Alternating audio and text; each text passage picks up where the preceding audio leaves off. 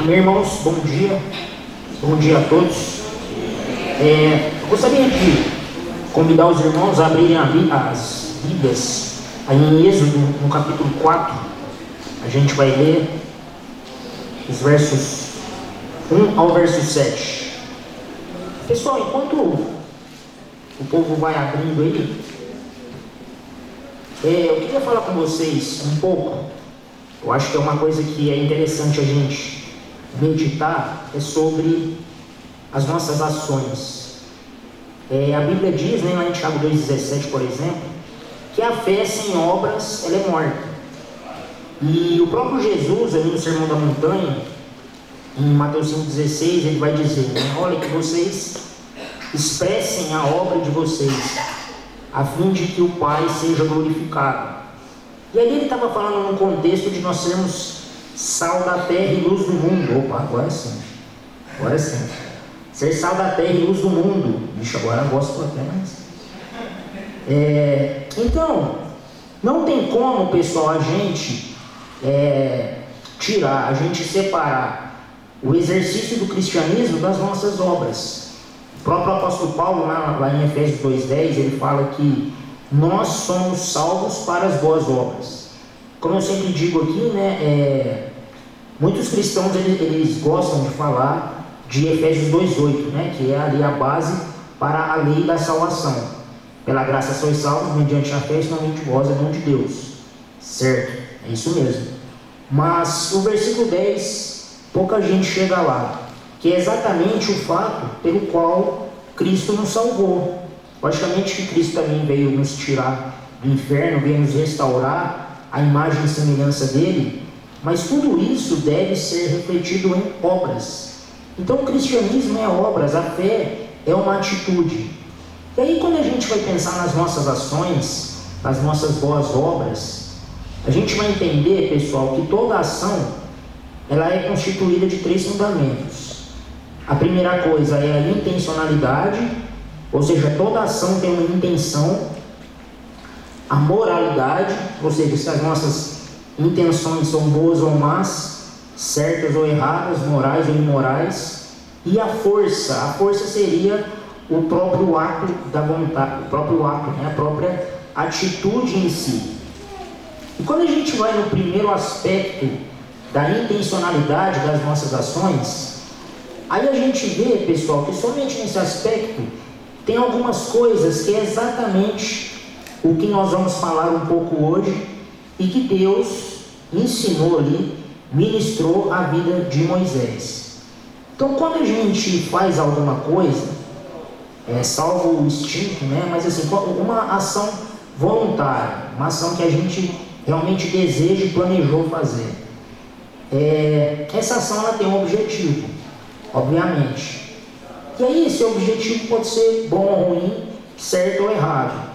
Mas além do propósito da ação em si, tem também aquilo que eu chamo de objetivo aparente, ou o objetivo, além do objetivo aparente, o objetivo particular. Então, por exemplo, o ato de eu pregar aqui é uma atitude. E logicamente eu estou pregando para algo, ou seja, para a edificação do corpo de Cristo. Mas além do objetivo que eu tenho de pregar a palavra, que é o ensino da palavra de Deus a fim de edificar a fé e o coração das pessoas, tem um outro ainda objetivo, e é sobre esse que eu quero falar, que pode ser, pessoal, do objetivo de para eu me engrandecer, ou para que as pessoas possam dizer que eu prego bem, ou para eu ter a minha fama. E isso é muito, muito, muito sutil. Porque o que acontece? Lá no Sermão da Montanha, Jesus falou exatamente das intenções. Por quê? Porque corre o risco de nós estarmos fazendo a coisa correta, com o objetivo aparentemente correto, mas no nosso coração tem algo por trás ali, que por trás de toda atitude correta, de toda intenção aparente correta, está algo errado no nosso coração. E a Bíblia diz em Jeremias 17,9 que o coração do homem ele é enganoso e desesperadamente corrupto. Então, lá em 1 Coríntios, por exemplo, 11:28, o apóstolo Paulo, ele deixa uma observação que é uma observação muito clara. A gente não pode esquecer disso em nenhum momento. Qual é a observação? Examinais a vós mesmos. Ali ele está falando na ocasião da ceia. Mas, na verdade, essa observação, ela é, assim, preponderante para todas as nossas ações. Então, por exemplo, quando nós vemos na igreja, né, quando nós nos dirigimos a um culto, logicamente que essa atitude tem um objetivo. Para o que eu vou ao culto? Eu vou cultuar a Deus. Ok. Mas será que por trás desse eu vou cultuar a Deus não tem um ganho aí pessoal? Logicamente que, se você pensa assim, por exemplo, eu vou para cultuar a Deus, mas para ser abençoado, não tem nada de errado nisso. A questão é que se esse objetivo particular, que só você e Deus conhecem, tirar o mínimo que for a glória de Deus na sua vida, então isso é uma coisa que precisa ser mudada. Então a gente precisa fazer esse balanço diariamente. Ou seja, fazemos as seguintes questões: o que fazemos e por que fazemos? Logicamente que também a Bíblia fala sobre as ações corretas e as ações erradas, mas o que eu quero falar é sobre o objetivo. Ou seja, eu quero partir nessa manhã do pressuposto que nós, como Igreja de Cristo, estamos fazendo as coisas corretas, com um objetivo aparentemente correto, mas mesmo assim é possível que a intenção lá do nosso coração ainda esteja errada. Então, como eu disse, é isso que Deus vai tratar com Moisés. Então, em Êxodo 4, de 1-7, aqui só contextualizando um pouco antes da gente ler, aqui é exatamente no contexto depois que Deus se apresentou a Moisés na sarça ardente e o comissionou para ser o instrumento da libertação de Deus para o povo depois de um cativeiro de 400 anos ali no Egito. E obviamente, pessoal, assim como Deus usou Moisés para libertar e para ser o canal de Deus para a libertação do povo hebreu, obviamente nós somos chamados como sacerdócio real, nação santa, povo de propriedade exclusiva de Deus, como o apóstolo Pedro ali diz na sua carta, para tirarmos as pessoas que ainda são escravas, cegadas por esse sistema mundano, como a própria Bíblia diz, o mundo jaz do maligno. Então é por isso que eu quero ver aqui com você esse discipulado pessoal que Deus fez para com Moisés. Então diz assim, Êxodo 4, de 1-7, diz assim: respondeu Moisés, mas eis que não crerão, nem acudirão à minha voz, pois dirão, o Senhor não te apareceu. Perguntou-lhe o Senhor, que é isso que tens na mão? Respondeu-lhe, uma vara, um cajado. Então lhe disse, lança-a na terra. Ele a lançou, e ela virou uma cobra, e Moisés fugia dela. Disse o Senhor a Moisés, estende a mão e pega-lhe pela cauda. Estendeu ele a mão, pegou-lhe pela cauda, e ela se tornou em vara, ou em cajado, para que creiam que te apareceu o Senhor, Deus de seus pais, o Deus de Abraão, o Deus de Isaque e o Deus de Jacó. Disse-lhe mais o Senhor, mete agora a sua mão no peito. Ele o fez, e tirando-a, eis que a mão estava leprosa, branca como a neve. Disse ainda o Senhor, torna a meter a tua mão no peito. Ele a meteu, e eis que se havia tornado como o restante de sua carne. Então, como eu disse aqui, Moisés, ele representa o nosso chamado em Deus. Assim como ele foi chamado para libertar o povo, ser instrumento de Deus para a libertação do povo no Egito, nós somos chamados para libertar os cativos, que é exatamente isso que Jesus, quando ele estava ali na sinagoga de Cafarnaum, vai relatar isso lá em Lucas no capítulo 4, ele recebendo ali o rolo do profeta Isaías, ele vai citar o Salmo 61, né? O Espírito do Senhor está sobre mim para proclamar liberdade aos cativos. E a igreja, ela está comissionada, está inserida nesse objetivo do fato de que o Espírito Santo veio sobre Jesus e veio sobre a igreja de Pentecostes. Então, assim como Deus tratou com Moisés ali, eu sinto que Deus, pela palavra, obviamente, que Deus quer tratar conosco. E é uma coisa que Deus já tem tratado comigo. Como eu sempre digo aqui, os ouvidos mais próximos da minha boca são os meus. Então, tudo que a gente vai falar aqui é uma coisa que Deus já tem tratado comigo. Não quer dizer que acabou ainda. Tem muita coisa ainda que eu preciso mudar, muitas. Então, vamos lá. A primeira coisa aqui é o medo de Moisés. Moisés recebeu o chamado e aí a primeira coisa ele temeu. Ele temeu o quê? O fato do povo não crer. Moisés, Senhor, Moisés dizendo, olha só, eu vou lá, vou falar tudo que o Senhor falou para mim, mas e se o povo não crer? Isso mostra o quê? Um orgulho. O orgulho em que sentido? Medo de ser ridicularizado. E quantos de nós não temos medo de sermos ridicularizados quando nós proferimos o Evangelho? O apóstolo Paulo, em 1 Coríntios 1,18, ele vai dizer que a obra da cruz é loucura para os que se perdem, mas para os que creem é o poder de Deus. Então, se a gente analisar, a igreja está entrando a igreja que eu falo em relação ao mundo, né? Está entrando, na verdade sempre teve, mas a coisa eu sinto que vai piorar um pouquinho, no sentido de aqueles cristãos que firmam não só de lábios, mas com as suas atitudes, que estão firmados naquilo que a Bíblia ensina, naquilo que os absolutos de Deus, através da sua palavra, dizem que é certo e errado, vão ser cada dia mais ridicularizados.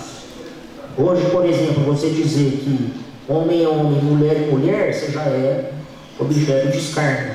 Então a coisa tá feia mesmo.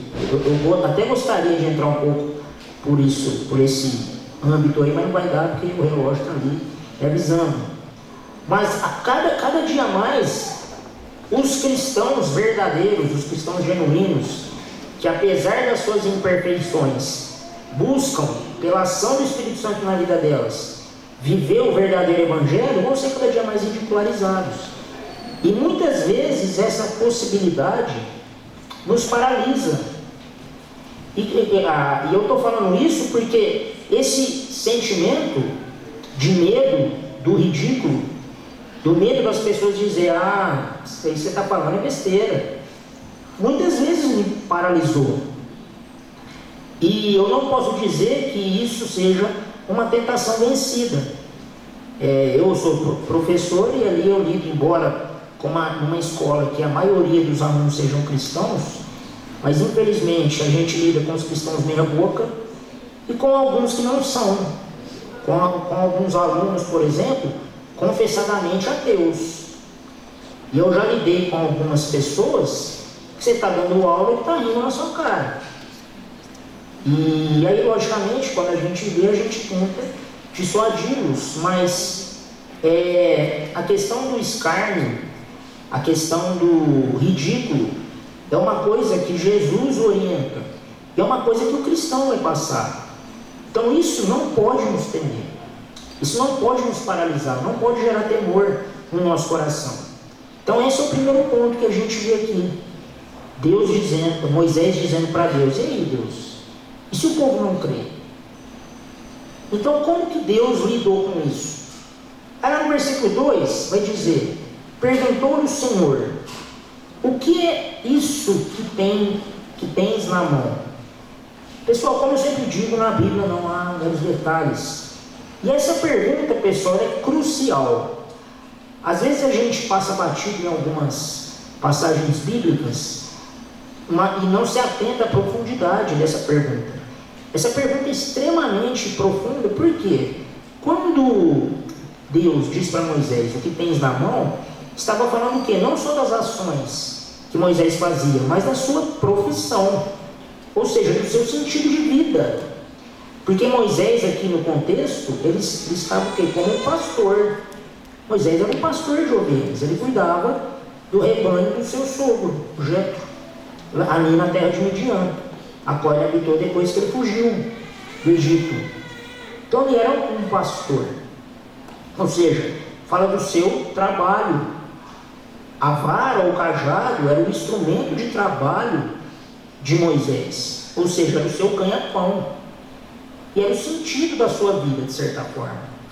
Então a gente precisa pensar um pouco sobre essa pergunta de Jesus no quesito trabalho, o nosso trabalho. O que o trabalho representa para a gente? Essa semana, né, é um misto, né, de infelicidade e ao mesmo tempo felicidade. O pastor americano, o Tim Keller, ele faleceu depois de alguns anos ele lutando contra um câncer no pâncreas.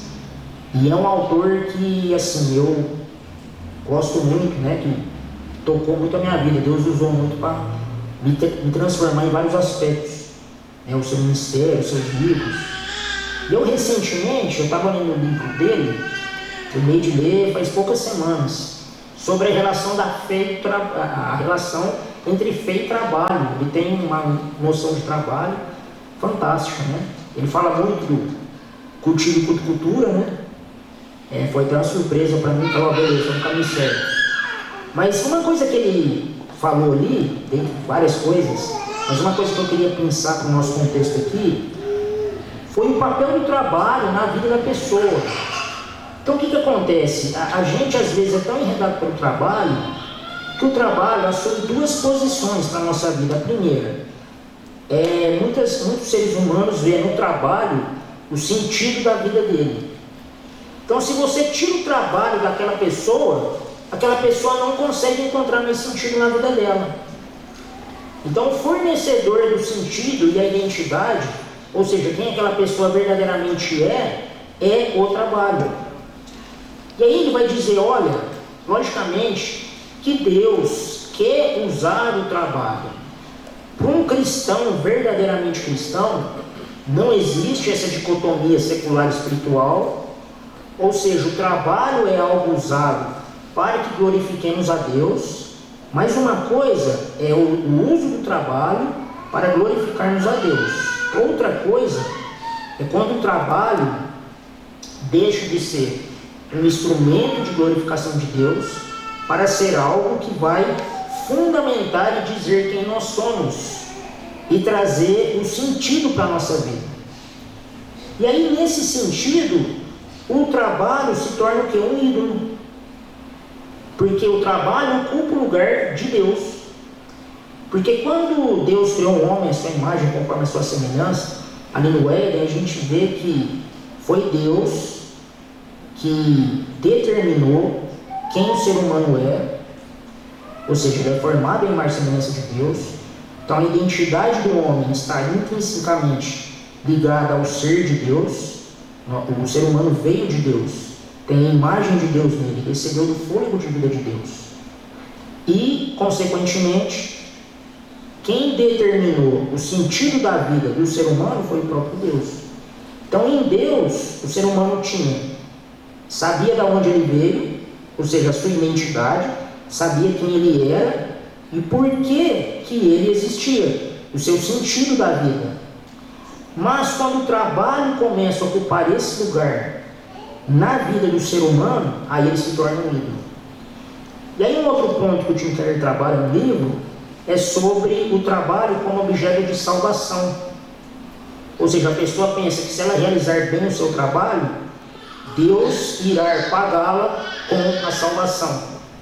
E aí a gente cai no pelagianismo, não só em relação à obediência da palavra, mas ao próprio trabalho propriamente dito. Então quando Deus chega aqui para Moisés e diz, o que tens na mão, é que Deus estava querendo tratar isso. Ou seja, qual era a fonte que Moisés tinha, que definia quem ele era e por que ele existia, para o que ele existia, ou seja, o sentido da vida dele. E aí é tão interessante isso, que Deus confronta isso e fala assim, joga isso no chão. Deixa eu parar para pensar nisso, por que Deus falou para Moisés jogar a vara no chão?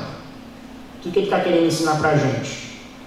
Aquilo, se o trabalho, se a tua profissão determina quem você é e o sentido da sua vida, você precisa então não jogar no chão, não no sentido de abandonar o trabalho, não é isso, mas precisa recolocá-lo no lugar correto.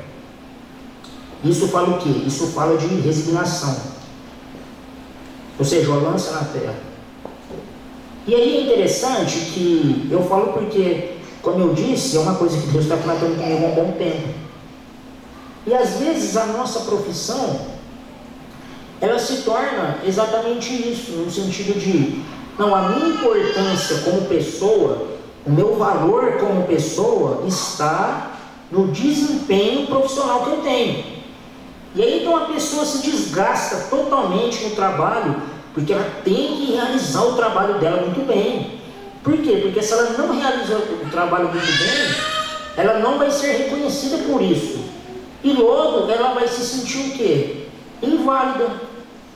Então o valor que a pessoa atribui não está no fato de que ela foi regenerada em Cristo, ou seja, o valor dela não está em quem ela é em Cristo, mas está no quão bom ou na qualidade do trabalho que ela faz em sua profissão.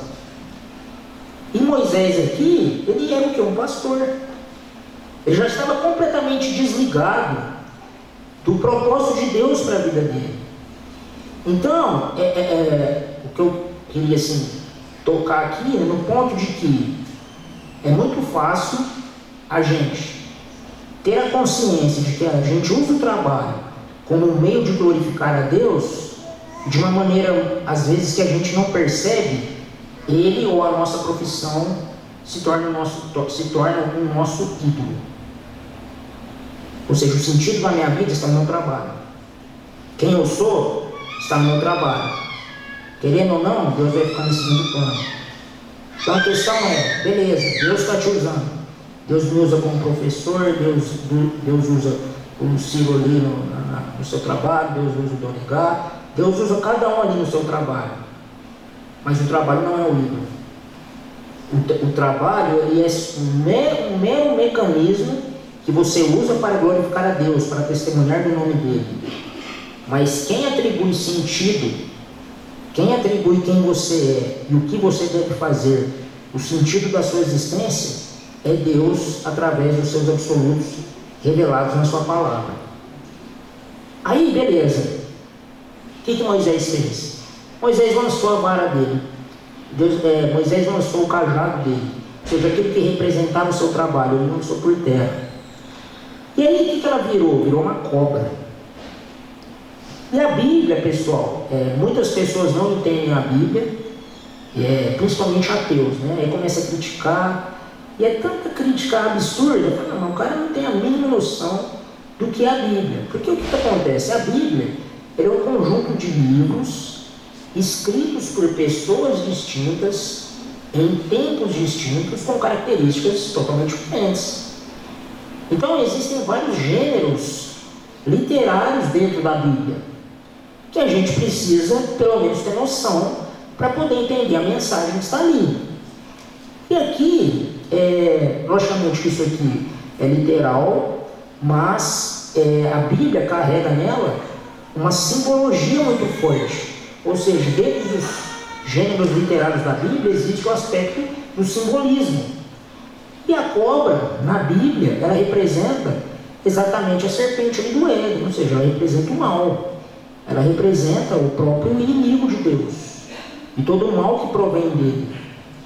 E aqui o fato de o cajado de Moisés se transformar numa cobra é exatamente Deus revelando, muitas vezes, o caráter que está implícito em nós no exercício do nosso trabalho. Ou seja, o trabalho está roubando aquilo que é de Deus. Porque quando a gente analisa o pecado original, qual foi o papel da cobra ali? É justamente desviar o ser humano de quem ele é e do seu propósito, do seu sentido existencial. Qual foi o diálogo ali entre a serpente e a mulher? Olha, se você comer da árvore da vida, conhecimento do bem e do mal, você será como Deus. Olha o desvio da identidade. E embora o ser humano foi criado à imagem e semelhança de Deus, ele nunca era como Deus. Deus é Deus, ser humano é ser humano. O fato do ser humano ser criado à imagem e semelhança de Deus e receber o fôlego de vida de Deus, isso não faz dele um Deus. Isso faz dele uma criatura. Isso faz dele um ser humano, ou seja, uma criatura, alguém criado por Deus, com algumas características atribuídas pelo próprio Deus, mas não faz dele um Deus. E muitas vezes nós fazemos do nosso trabalho, quando o trabalho se torna um ídolo, e nós executamos muito bem o nosso trabalho, e ganhamos fama e reconhecimento por isso, nós temos a tendência de nos vermos como deuses. Isso é muito perigoso, muito perigoso. E é isso que Deus estava tratando com Moisés. A profissão dele, na verdade, escondia o quê? O mal. Escondia uma cobra. E quantas cobras não podem estar escondidas no nosso exercício da nossa profissão, ou até mesmo no nosso ministério dentro da igreja? Porque assim como o trabalho pode se tornar um ídolo, o meu ministério dentro da igreja também pode se tornar um ídolo. Ah, eu sou um pregador. Aí o pregador, esse título, não é somente um instrumento para exercer a vocação de Deus, mas se torna o quê? Uma profissão que determina quem eu sou e determina o meu sentido da vida. Então o sentido da vida não é mais Jesus, mas é o meu ministério.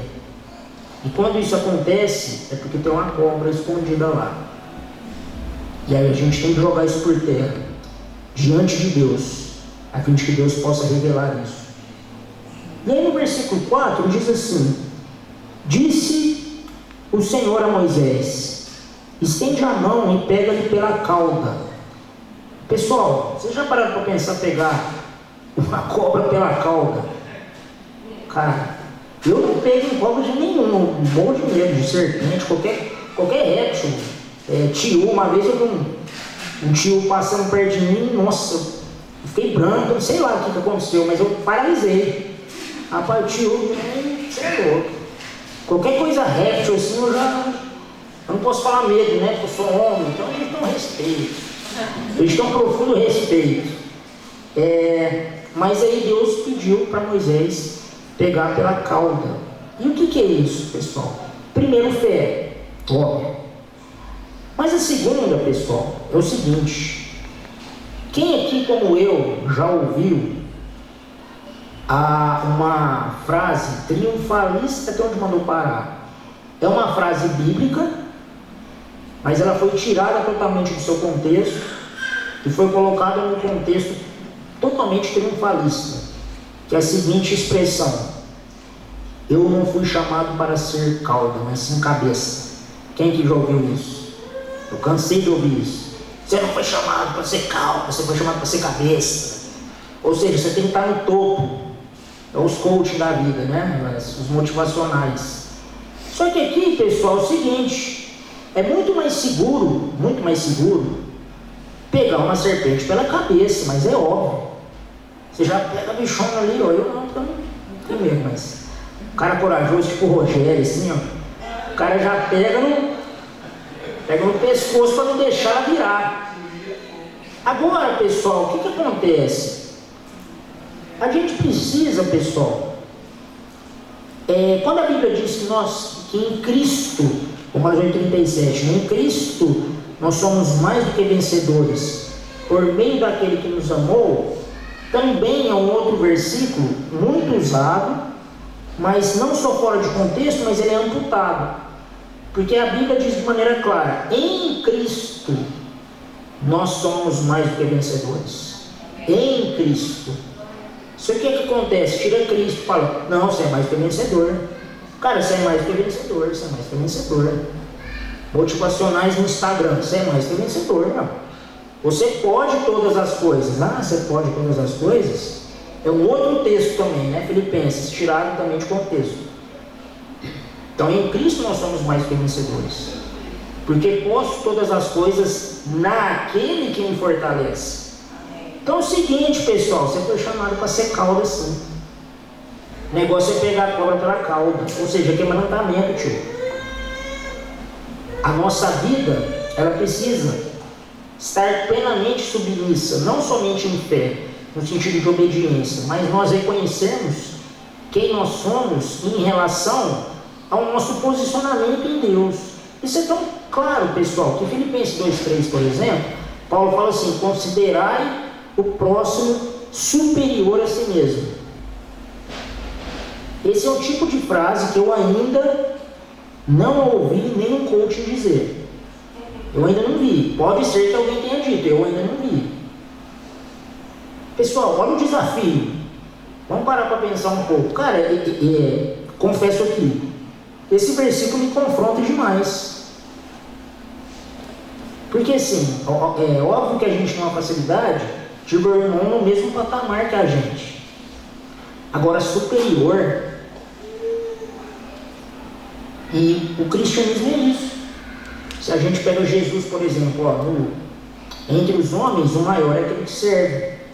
O maior é aquele que governa. Mas no reino de Deus, o maior é aquele que serve. Assim como o Filho do Homem não veio para ser servido, mas para servir e dar a sua vida em resgate de muitos.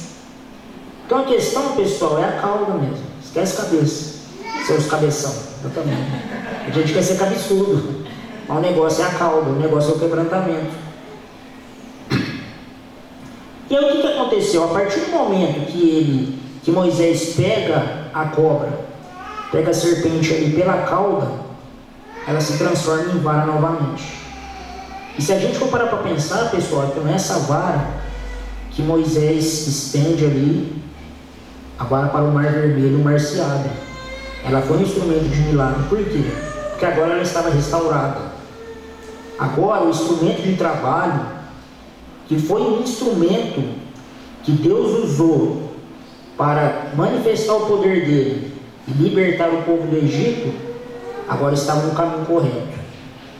Agora não era mais cobra. Agora o trabalho dele, quem Moisés era, o sentido da vida dele, agora estava no lugar correto. E é isso que Deus quer fazer conosco. O versículo 5, continuando. Nossa, muito rápido.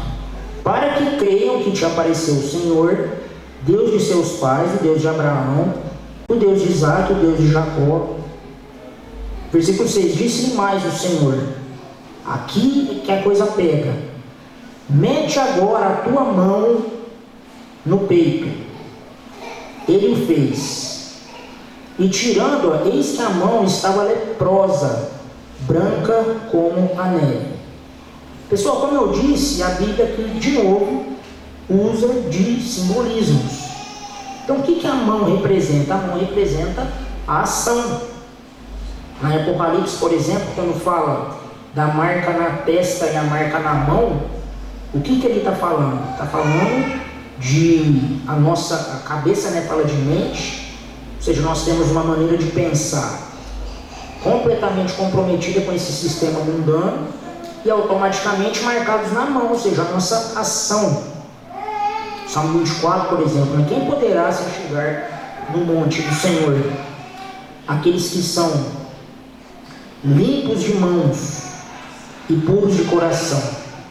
Então o que são as mãos ali? São as nossas ações.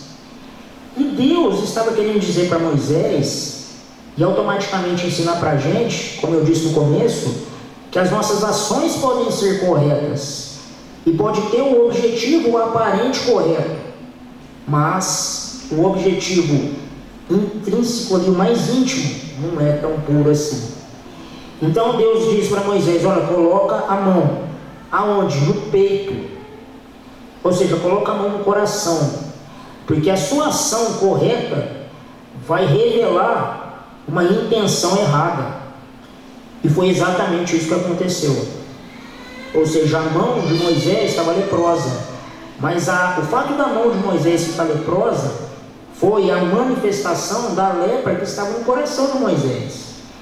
Porque quando a gente analisa em toda a Bíblia, pessoal, A lepra era isso. Todas as civilizações orientais, ali do Oriente Próximo, né, Mesopotâmia, ali, todas elas criam que alguns tipos de doenças físicas eram maldições dadas pelos deuses. No caso dos hebreus, a gente vai ver isso, por exemplo, em Levítico 13, quando Moisés fala ali, né, dado por Deus, sobre a higiene que deveria ser feita quando encontraria alguém leproso no arraial. Mas, de uma maneira muito clara, a lepra, assim como a cegueira, entre outras doenças, que essas doenças eram manifestações ou desdobramentos de pecado. Então, quando a gente lê, por exemplo, Mateus 8, de 1 a 4, quando aquele leproso chega a Jesus e Jesus o cura, a gente vê que a lepra ali atingia a vida física daquele leproso, a social e a espiritual. E aqui, o fato de, como eu disse, a mão de Moisés ficar leprosa, fala exatamente desse aspecto espiritual. Muitas vezes, pessoal, nós estamos fazendo coisas corretas, mas a nossa mão está leprosa e a gente não sabe. Por quê? Porque não ainda gerou no nosso coração um quebrantamento.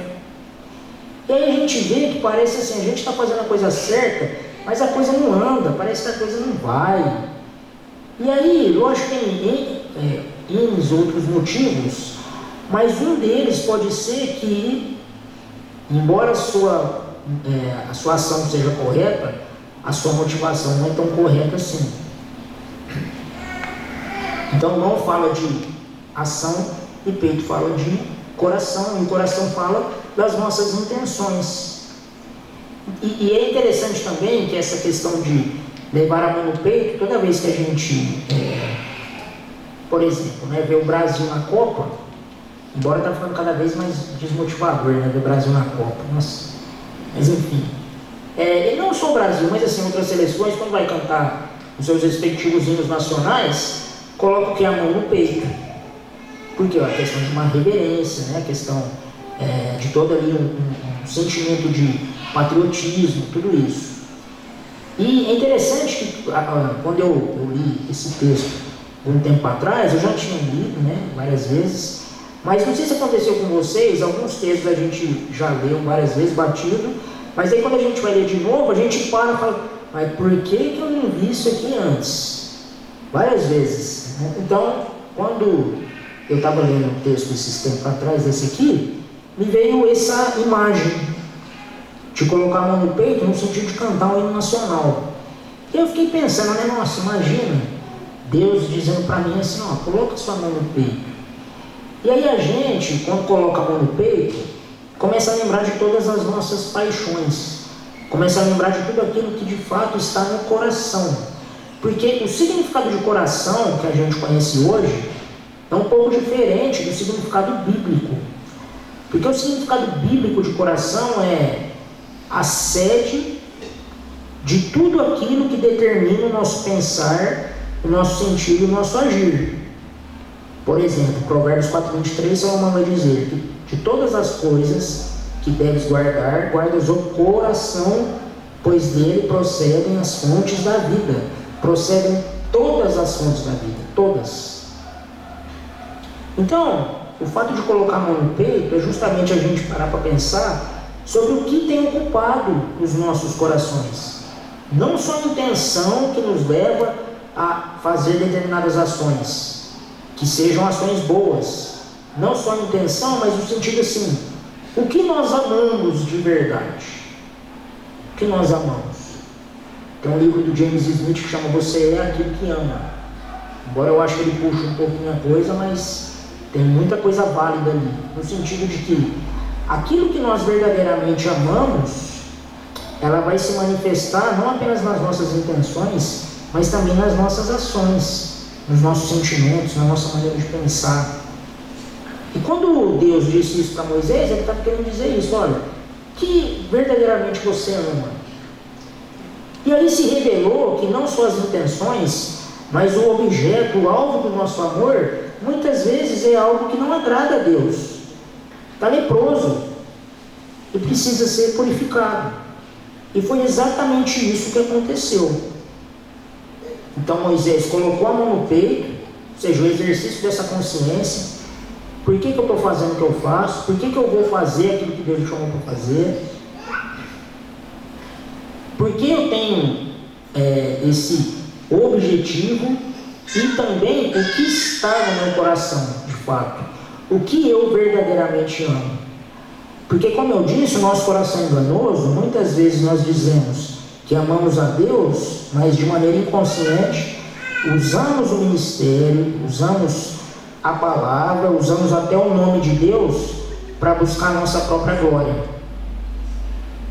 A pessoa às vezes não consegue ser nada na vida, aí vai para o ministério e lá ela consegue uma projeção que ela não teve. Então ela está fazendo a coisa correta, mas a intenção dela é um pouco diferente da de Deus. E a definição mais básica de pecado é errar o alvo, ou seja, deixar de cumprir o propósito. Então, se você faz a vontade de Deus, mas em sua intenção diverge da palavra, isso já é pecado, porque já desviou. E pessoal, eu estou dizendo isso, mas é muito fácil a gente desviar. Quantas vezes, irmãos, eu já me peguei fazendo a coisa certa com a intenção errada? Várias vezes. Várias vezes. É por isso que a gente tem que fazer esse autoexame. Porque não tem ninguém, pessoal, que está imune disso. Não tem ninguém. Nosso coração, ele é enganoso, ele gosta de ser elogiado, ele gosta. O coração humano é produto da queda. É por isso que nós temos que colocar todos os dias a mão no peito, para ver se a nossa mão está leprosa ou não. Aí no versículo 7, para encerrar, diz assim: disse ainda o Senhor, torna a meter a mão no peito. Ele a meteu no peito novamente. Quando a tirou, eis que havia tornado como restante na sua carne. Então, a partir do momento que ele se submete à vontade de Deus, a partir do momento que ele se submete à palavra de Deus, mas submeter plenamente, pessoal, a fim de que Deus possa colocar no devido lugar as nossas paixões. Tem uma obra muito importante de Agostinho de Hipona, que chama Ordo Amores, que é a ordem dos amores. Então o que ele vai dizer? Se o nosso amor não estiver plenamente em Deus, todos os nossos outros amores vão ser desordenados. Então, se meu amor não estiver primeiramente em Deus, o meu amor ao próximo não vai ser aquilo que Deus quer da gente. O meu amor ao trabalho vai ser diferente. O meu amor à obra vai ser diferente. Então, o que calibra, o que coloca realmente todos os outros amores em ordem é o amar a Deus. E, pessoal, amar, diferente do que o mundo prega hoje, amar não é sentimento. Amar não é sentimento. Existe sentimento no amor? Existe. Mas ele não é sentimento. A essência do amor não é sentimento.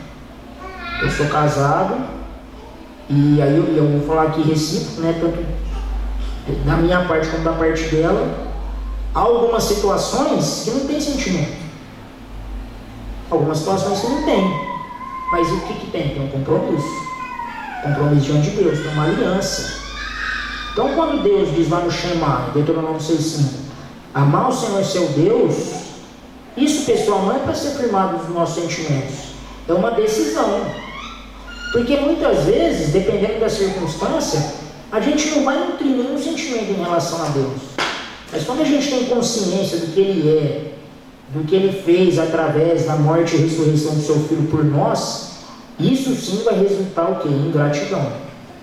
Então não tem sentimento aí, porque muitas vezes nós somos, de certa forma, traídos pelos nossos sentimentos. Então, quando a gente entende quem Deus é, quem nós somos em Deus, e submetemos todo o nosso coração a Deus, aí sim Ele vai ter a liberdade para poder colocar todos os outros amores, todas as nossas intenções no lugar correto. Amém? Amém, pessoal. Vamos então ficar de pé. Tudo que eu disse aqui é uma coisa que eu também tenho notado. Eu ainda vejo muitas vezes a minha mão leprosa. Eu ainda vejo muitas vezes intenções erradas no meu coração, que me levam a fazer a coisa certa. Então, pessoal, apenas fazer a coisa certa não basta. Por quê? Porque nós corremos o risco de fazermos a coisa certa, mas com intenção equivocada. E aí a glória que era para ser atribuída a Deus, a gente acaba atribuindo a nós mesmos. E aí nós nos tornamos ladrões da glória de Deus. E que Deus nos livre disso. Que é daquele que rouba a glória que pertence a Deus. Que Deus possa iluminar a nossa mente, que essa palavra possa repercutir não só na nossa mente, mas no nosso coração. Porque eu creio, pessoal, como todos nós aqui, eu creio que todos nós cremos assim, que Deus tem algo grande para fazer. A igreja tem clamado por um avivamento, mas para que ele seja derramado, primeiramente as nossas intenções precisam ser corrigidas. Porque corre o risco de que, se os nossos corações não estiverem devidamente centrados em Deus, não estiverem exatamente no lugar correto que ele deve estar, se Deus não for no nosso coração aquilo que de fato ele é, o poder dele pode ser um instrumento para a nossa própria glória. Ou seja, nós podemos usar a obra de Deus para nos afastar de Deus. Que Deus nos livre disso, e o nosso coração possa ser cada vez mais submisso a Ele. Amém? Ó Senhor Jesus. Te amo, Deus. Tua graça nunca falha. Todos os dias eu estou em tuas mãos. Desde quando me levanto até eu me deitar, eu cantarei da bondade de Deus. Tua doce voz que me guia em meu fogo na escuridão. Tua presença me conforta. Eu sei que és meu Pai e que amigo és. Eu vivo na bondade de Deus. És fiel em todo tempo. Em todo tempo tu és tão bom. Com todo fôlego que tenho, eu cantarei da bondade de Deus. Senhor amado, nós te agradecemos, Jesus, pela tua misericórdia, pela tua palavra, pelo teu Espírito Santo. Senhor Jesus, que nos orienta, que nos consola, que convence-nos, Deus, do pecado, da justiça e do juízo. Senhor amado, ajuda-nos, Senhor, em nome de Jesus, a colocarmos todos os dias as nossas mãos, Deus, nos nossos peitos. Senhor amado, para que o Senhor possa revelar toda a maldade, Deus, que possamos nos arrepender, Senhor amado, confessar os nossos pecados, Senhor amado, em nome de Jesus, que o nosso coração seja cada dia mais submisso a Ti, submisso ao Teu Espírito Santo, a Tua palavra, Senhor amado, que é Espírito e vida, que em nome de Jesus o Teu Espírito Santo fale sobre nós, Senhor amado, gerando a Tua boa, perfeita e agradável vontade, em nome de Jesus, amém.